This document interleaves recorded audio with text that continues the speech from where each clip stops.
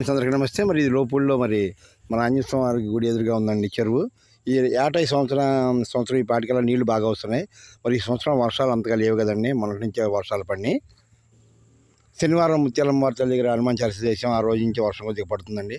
అలాగే వర్షం బాగా పడి మరి పంటలన్నీ కూడా బాగా పండితేనే కదండి మనం తినాలంటే ఏదో ఒక రైతు పంటను పండించాలండి. మరి మన ఆనందం దొరకాలంటే రైతు ఎంతో కష్టపడి మరి పంటను పండించాలి కదా, ఏదైనా కానీ. మరి అలాగే మరి వర్షాలు లేకుండా పోయినాయి ఈ సంవత్సరం. వర్షం పడితేనే కదా పంటలు పండేది. వర్షం పడితేనే పంటలు పండితేనే ఎవరైనా తినాల్సింది.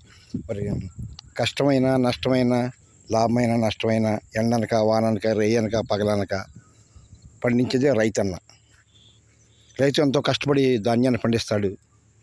రేటు నిర్ణయించే హక్కు మట్టికి రైతుకు లేదండి. అది మనకు రాష్ట్రంలో దౌర్భాగ్య స్థితి. అలాగే వర్షాలన్నీ బాగా పండాలి, రైతన్నలు చక్కగా పంటలు బాగా పండి రైతన్నలు బాగోవాలి అని చెప్పి మనం కోరుకుందాం. చూసారా ఫ్రెండ్స్, వర్షాలాగా చెరువు ఎలా వెళ్ళబోతుందో చూడండి ఒకసారి ఎలా ఉందో.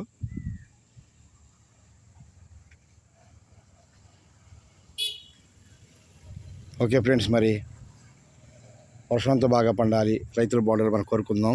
జై జవాన్, జై కిసాన్, జై భారత్, జై హింద్, జై హింద్, జై హింద్.